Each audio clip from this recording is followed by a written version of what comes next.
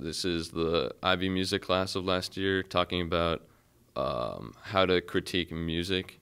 So I think one of the main aspects to think about is the balance between complexity and repetition or familiarity. So you need something that has enough coherence to be able to latch onto an idea and to be able to walk away and have that idea in your head. But you need complexity, be it harmonic or melodic, enough that it will, you need something that is engaging because there's changes within the piece, essentially. Okay, a good example for what I was talking about before is Beethoven's Ninth. I think that's a really excellent piece of music. And also something I forgot to mention is that the main thing behind a piece of music is that there's something behind it, whether it's trying to convey a emotion or a idea, but it has to come from somewhere and try to express something. And usually that'll involve drawing on the context of history and music that piece was written in. Adding on to that, there is sonata form which has lots of the same thing repeated over and over again, but it sounds slightly different each time. So essentially, it's not something you would hear on the radio, but it is something that has seeped into popular music, and you can find sometimes in like rock music, but usually the song will be long, not something that you would find on the radio.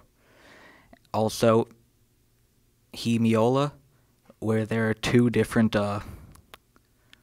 rhythms going at the same time, that's pretty swell, and that makes music pretty swell. And one of the things I find interesting about music is that, like, you can hear a piece, anyone can like hear a piece of music, but what really kind of makes it special is like really listening to it and kind of seeing all the layers that go into it.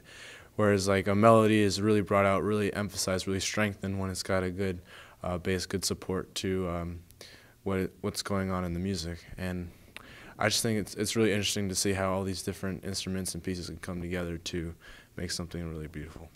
I think the most important thing when you're looking at music is the feeling and the text.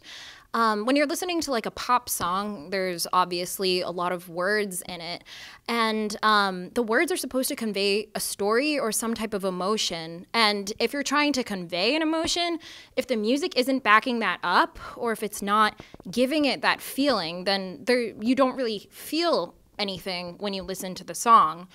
I really would recommend listening to some French romantic music because they're very good at conveying different emotions. Actually, a note of vocabulary for what I was speaking about is word painting. So word painting is when you have text in a piece of music and the melody, the actual music part of it, conveys that same message. Like if the word is low, then there will be a really low note that's sung there or played there. So yeah.